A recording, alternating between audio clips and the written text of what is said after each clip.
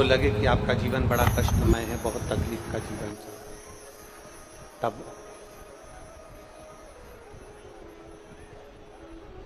अपने घर के बाहर कोई गमला हो, कोई स्थान हो,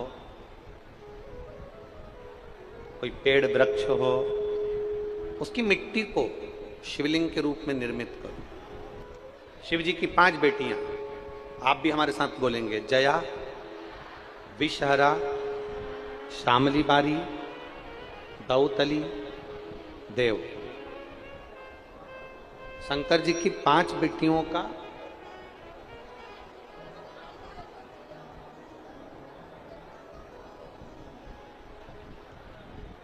पांच बेटियों का नाम लेते जाना है।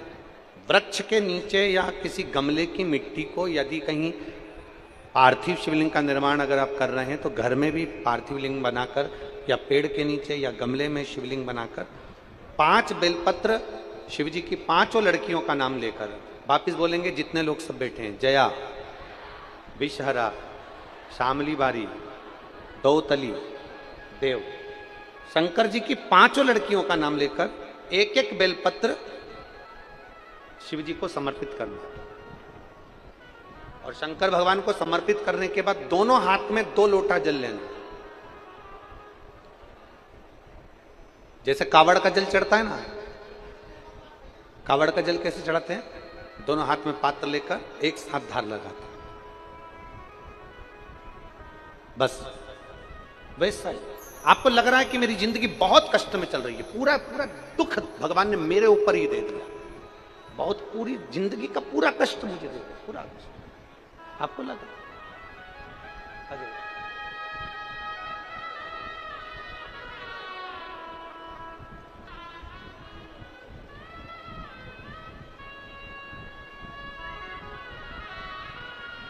अब बेटी ठीक है?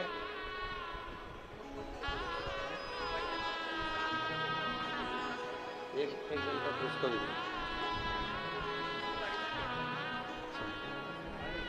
आप ही की बेटी है जो 11 साल तक लगातार हर महीने खून चढ़ा है, ब्लड चढ़ा है, और बाबा की कृपा आज आपकी पोती है। अब 1 वर्ष से उसके शरीर में ब्लड नहीं चढ़ा और डॉक्टर ने कहा कि ब्लड चढ़ाने की जरूरत नहीं है, जिसको 11 साल तक रेगुलर ब्लड चढ़ा, 11 साल से लगातार हर महीने खून चढ़ रहा है। शिव तत्व। तो आपको लगे कि मेरी जिंदगी बड़ी दुखमय, बड़ी कष्टमय, बहुत तकलीफ चल रही है, किसी वृक्ष के नीचे, किसी गमले में या अपने घर में पार्थिव लिंग का निर्माण करें, पार्थिव, और पार्थिव लिंग का निर्माण कर 5 बेलपत्र शंकर भगवान पर उनकी 5 लड़कियों का नाम लेकर समर्पित करें। जया, विषहरा, श्यामली बारी, दौतली, देव। 5 बेटियों का नाम लेकर 5 बेलपत्र समर्पित कर हाथ में 2 लोटा जल लेकर शिव जी पर एक साथ धीरे धीरे धार लगाइए और एक घी का दीपक लगाकर प्रार्थना कर 5 बेलपत्र उठाकर अपने घर में लेकर आ जाइए। 2.5 महीने, ज्यादा से ज्यादा हम बोल रहे हैं 2.5 महीने, पर विश्वास करता है कि 15 दिन में वो दुख मिटेगा ही, वो तकलीफ कटेगी, वो कष्ट मिटेगा। 15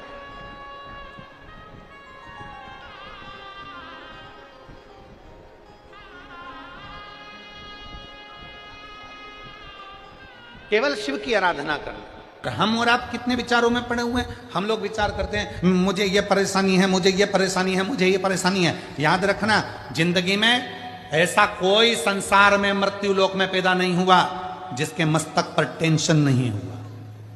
सबको चिंता है, सबको टेंशन है, सबको कुछ ना कुछ परेशानी है।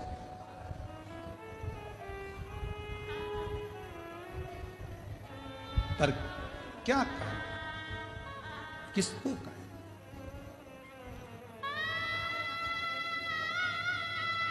अपनी समस्या का हल अपने को करना है।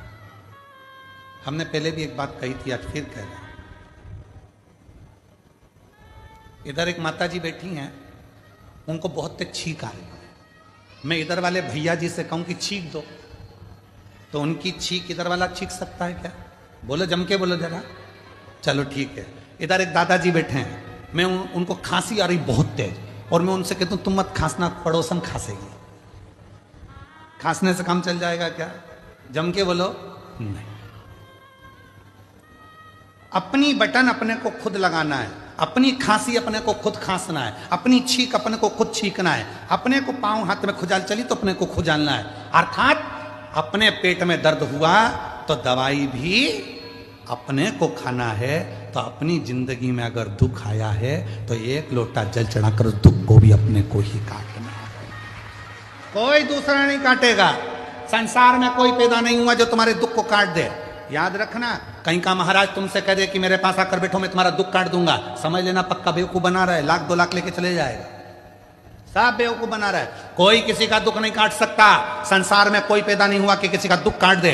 भगवान राम की जिंदगी में भी दुख आया था, 14 वर्ष का वनवास आया था, बड़े बड़े गुरु उनके पास में थे, विद्वान विद्वान उनके ऋषि उनके पास में थे, वो भी राम जी का दुख नहीं काट पाए। क्यों? राम जी ने पूछा मेरी जिंदगी में दुख आया, सीता मैया की जीवन में दुख आया था, इतने बड़े बड़े उनके पिता जनक जैसे विद्वान थे, तो दुख का नहीं काट पाए। क्यों? क्योंकि जो हमारे पिछले कर्म का भोग है वो हमको खुद भोगना पड़ेगा, अपना दुख खुद को काटना पड़ेगा, कोई नहीं काटे। सारी समस्या का हल एक लोटा जल, और वो एक लोटा जल तुम्हें चढ़ाना पड़ेगा, तुम्हें। इसलिए शिव महापुराण की कथा बार बार कहती है कि एक लोटा जल लेकर मंदिर जाओ, एक लोटा जल लेकर मंदिर जाओ, एक लोटा जल लेकर मंदिर जाओ। क्यों?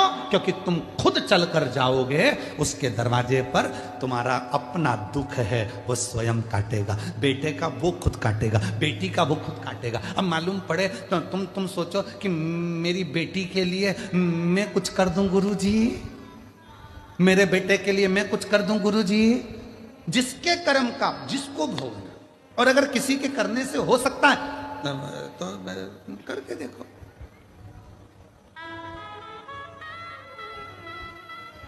शादी में कौन कौन जाते हैं? हाथ उठाओ जितने लोग शादी में जाते हैं, जम के हाथ उठाओ जरा सभी लोग। हाँ उठा लिए, धर लो वापिस।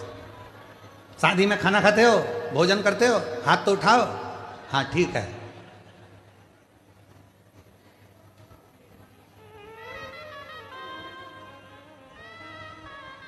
एक ही प्लेट में एक ही गुलाब जामुन की कटोरी, एक ही गाजर के हलवे की कटोरी, उसमें दोनों पति पत्नी खा लेते हो? जम के तो बोलो। गाजर का हलवा दोनों को अलग अलग खाना है। समोसा पति भी खाएगा पत्नी भी खाएगी, इसकी प्लेट अलग इसकी प्लेट अलग। ये खाएगा इसका पेट भराएगा, वो खाएगी उसका पेट भराएगा।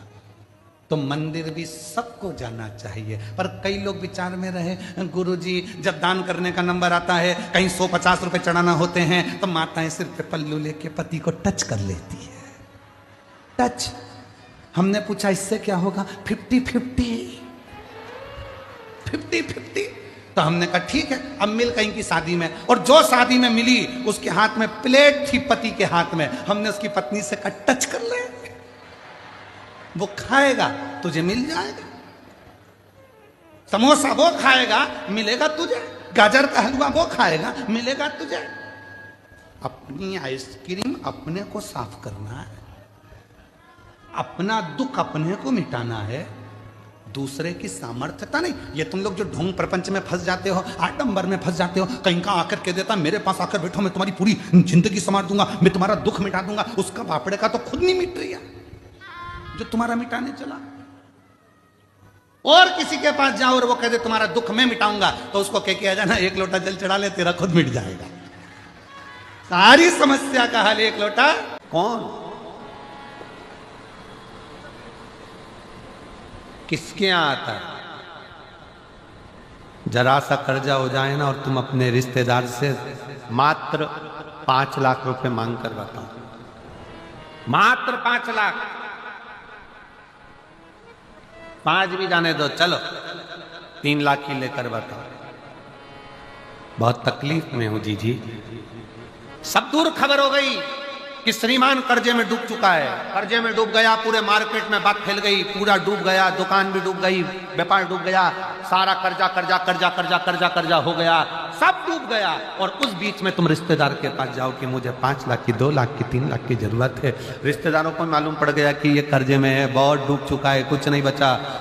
बहन के पास जाओ, रिश्तेदारों के पास जाओ तो बहन के ही बच्चे कहते थे, मम्मी देना मती, पूरा मार्केट में डूबा पड़ा हुआ है, बिल्कुल कुछ नहीं है, लौटाएगी कहां से मासी, देगा कहां से मामा, काका क्या करेगा, कैसे देगा, कोई नहीं देगा साहब, कोई नहीं।